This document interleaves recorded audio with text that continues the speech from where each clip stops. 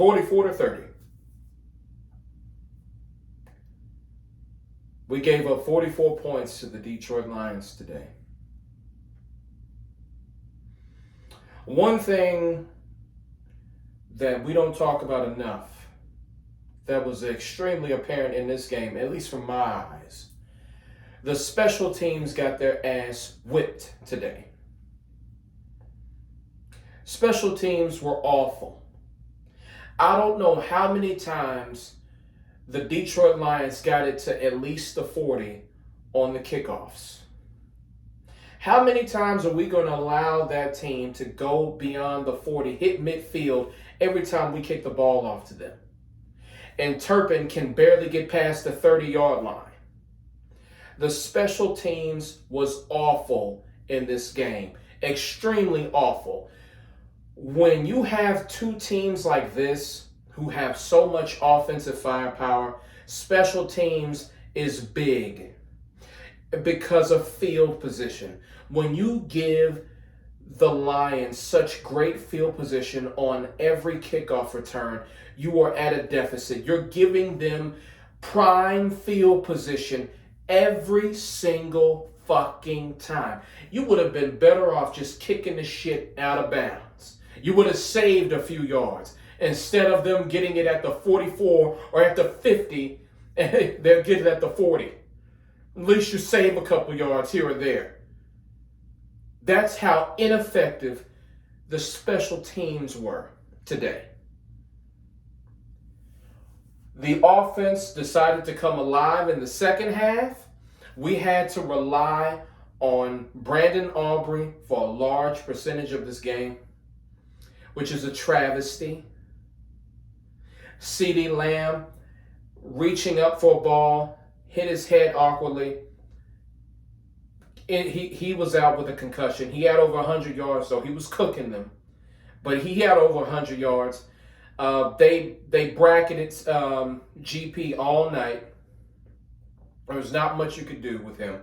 Ryan Flournoy had a big day today. This was his second 100-yard day after he had 100 yards against the Jets earlier this season. He's rounding out to be a nice number 3. We can get rid of Jalen Tolbert and Jonathan Mingo because they're fucking useless. The tackles, especially Nate Thomas, got their asses whipped today. I think in the last 3 or 4 games, the Detroit Lions only had 4 sacks combined. They had 5 on Dak Prescott today. The offensive line, especially the tackles, got their asses whipped today. It was disgusting.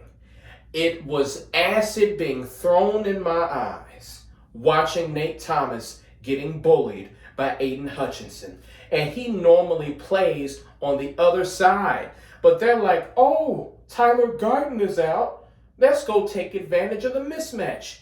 And they did that. They did that. They took advantage of the mismatch.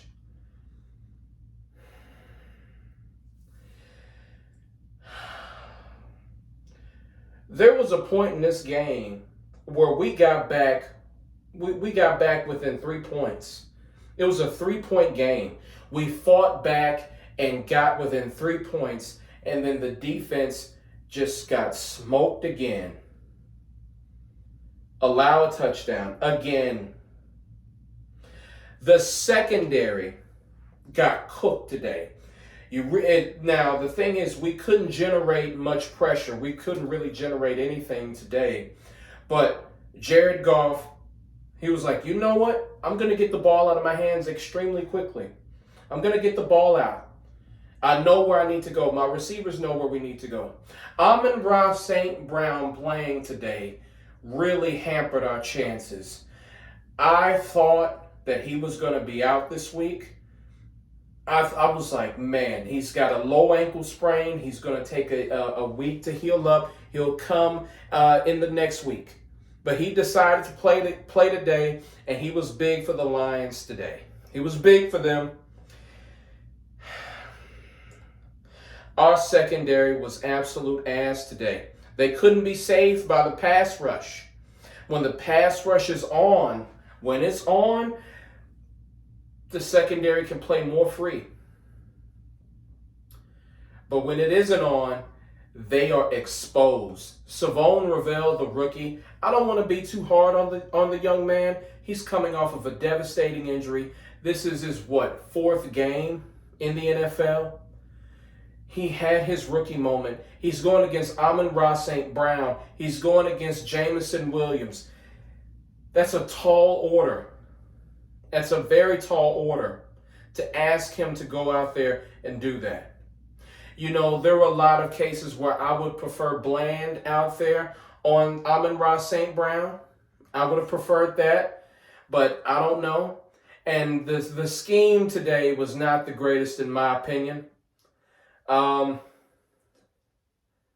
Amon-Ra's last big gain for like 30-something yards, we're playing so far back, and I don't understand for the life of me why we're playing so far back. Now, I understand you're scared of Jameson Williams' speed, but God damn it, something's got to give, son.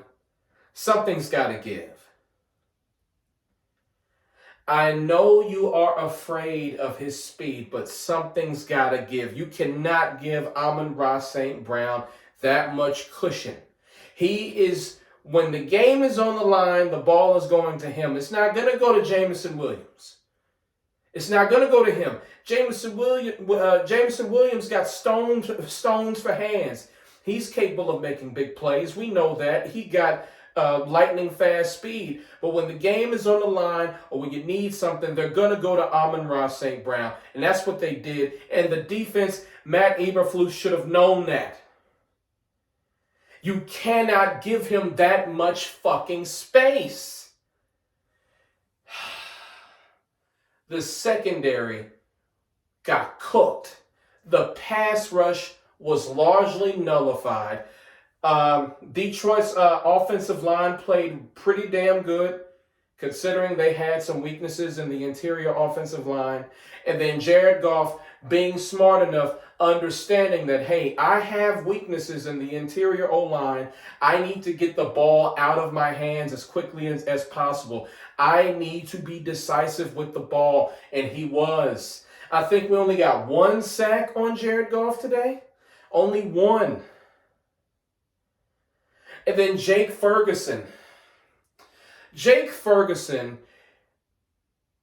I'm going to be honest with you. Jake Ferguson can make plays.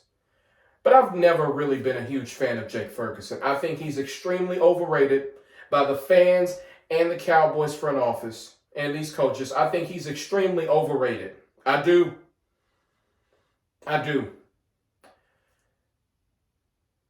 On 3rd and 21, I believe it was,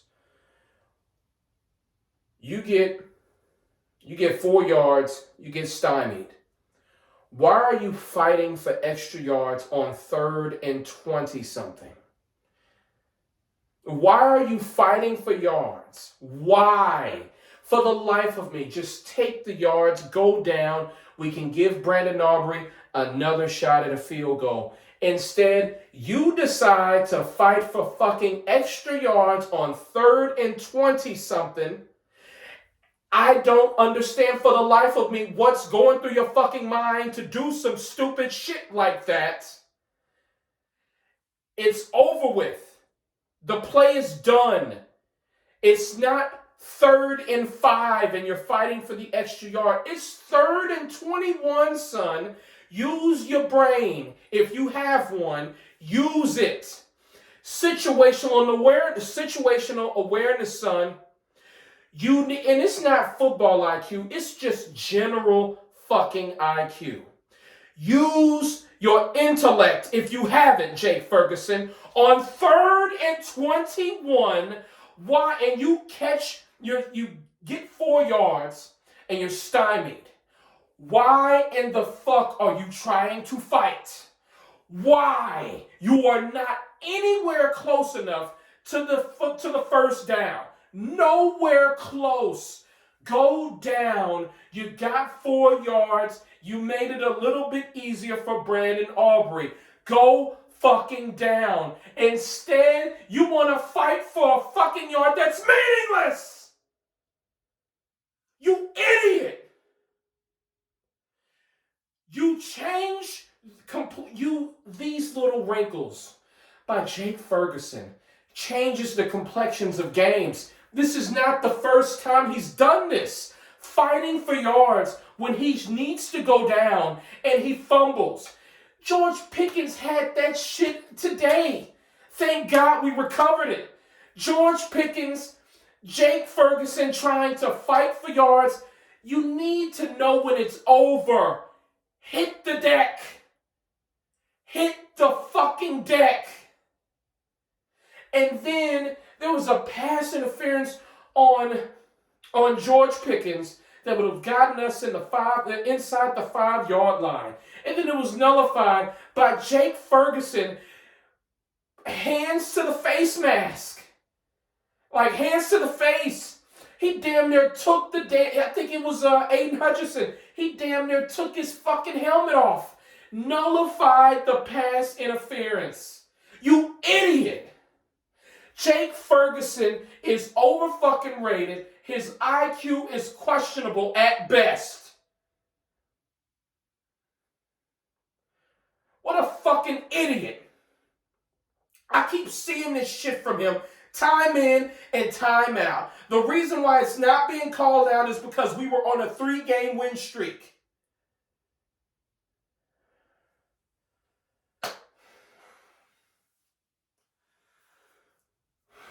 A lot of people are going to make a big deal about us going for the field goal in the first half. I think that was a smart move by Brian Schottenheimer. I do. I was down for the field goal. At that point, you can't always go for it and think it was 4th and 3. I didn't think we were going to get it. I didn't think so. If we got it, so be it. But right then and there, you're down by 11. Take the points. Don't think about, it's not always about the points. It's about possessions. Okay? If the defense would have held up, you wouldn't have given the Lions the extra field goal before the half. You wouldn't have given them that. I understand the thought process there. You're down by 2 possessions. It's 11 points. You want to go into the half. You want to be down by a possession. You get the ball to start the next half. Things just didn't work out that way. The defense couldn't hold up, and then you gave up the 3 points. They're up by 2 possessions again, 11 points. And then in the second half, to start the second half, just an unfortunate scene of events. The secondary of Detroit clearly did their homework, because they knew Dak was going to go to GP on the slant. The defender had his hand in there, kind of lodged the ball out of GP's hands. The ball is in the air, and then the defense gets the interception. That was just a fantastic play by the defense there. Was it Branch? I'm not sure. I'm not sure who it was. Could have been a linebacker. I don't know. But they got their hand in there. They got the ball out. It was up in the air. They got the pick. That's not Dak's fault. That's not George Pickens' fault. That was just good acknowledgement and good film study by the defense. They knew what was going. They knew what was going to go. What was happening. Sometimes you just got to tip your hat to your opponent. They knew what was going to happen. They took advantage. It's okay. It happens. But us not being able to generate a pass rush, Jared Goff being smart enough to understand and get the ball out of his hands. Man, I wish we were playing Jalen Hurts. I wish we were playing Shadur Sanders. Neither one of those fucking quarterbacks know how to get the ball out of their hands on time. It would have been great to go against them tonight. It's like even Pat Mahomes has the tendency to hold on to the ball because Pat Mahomes is one of the GOATs, probably second behind Tom Brady in my opinion. So he's always going to try to hold on to the fucking ball to make something happen. But we got 2 coverage sacks on him last week on Thanksgiving because he held on to the ball too long. Jared Goff is like, nah, fuck that. I'm getting the ball out of my hands. It's got to go. It's got to go. And I commend him for being smart enough to understand that, because some quarterbacks aren't. But he was today. And I got to tip my hat off to him for that. He nullified the pass rush. So even if his offensive line was losing reps, he still was able to get the ball out of his hands. He made quick decisions. Even if it wasn't the best thing to do, he still got it out of his hands. Give him credit for that. I cannot really take anything from the Detroit Lions. They played at home. They played with an intense fervor and intense intensity. Amon-Ra St. Brown knew this game meant a shit ton to them because their schedule is about to heat up. The only positive thing that's coming from this is, hey, we have 4 straight games that we can win. We can end the season on a 4-game win streak. We're going to need a ton of help to get into the playoffs. We need Philly to collapse, and we need other teams that have 8 and 9 wins to collapse, which can happen. Don't bank on it, but it can happen. The only thing the Cowboys and Cowboys fans need to worry about is, hey, you lost this one. You need to win the next 4. That's all you need to worry about. You need to win the next 4. You need to beat Minnesota at home. You need to beat LA at home. You need to beat the Commanders and the Giants on the road, which you can do. Those 2 last games are essentially home games for us. Our fans always show up and show out when it comes to Washington and New Jersey. You essentially have 4 home games to end the season. You need to take this loss on the chin, and you need to win 4 straight. You need to win out. You can't be fucking around playing with your food with the rest of these teams. Take advantage of them. Take advantage of them. Detroit wanted it more. They were at home. The run that we were on recently, it had to come to an end at some point. We all thought that we were wishfully thinking that we could run the table. There's no fucking way you can come back on the Eagles and beat the Chiefs on Thanksgiving and then beat Detroit and just win the next 4. That was impossible. Almost impossible. You were going to run into something along the way. Let's just hope that Dak has his hands on the pulse of this team. Hopefully he can galvanize the troops. Hopefully CeeDee Lamb will be okay off the concussion. He can come back 10 days from now against Minnesota. We get the dub and we can start our run again. And even if we can't make it to the playoffs, ending this season with a winning record 10-6-1 would be incredible. And you need to carry that momentum into next season if you can't get into the playoffs. You have to do that. You can't just sit around and fuck off and just lose the positive mojo by tanking for a draft pick. Fuck that. You don't know. Keep winning. You need to win as many games as you possibly can. You need to win these next 4 games. You have the talent to do so. You have 2 true home games, and you have 2 games on the road, but our fans are going to show up and show out in New Jersey and Washington. We got our asses kicked today. We need to do some soul searching. You're going to need a ton of help to get into these playoffs. But first and foremost, you need to win the next 4 fucking games. And you have the talent to do so. You need to put it into fucking action. That's what you need to do. Brian Schottenheimer, you need to do some soul searching today. And you need to help to galvanize this team and tell them and let them know there's still plenty to play for. You lost a tough one today. And our playoff chances plummeted today.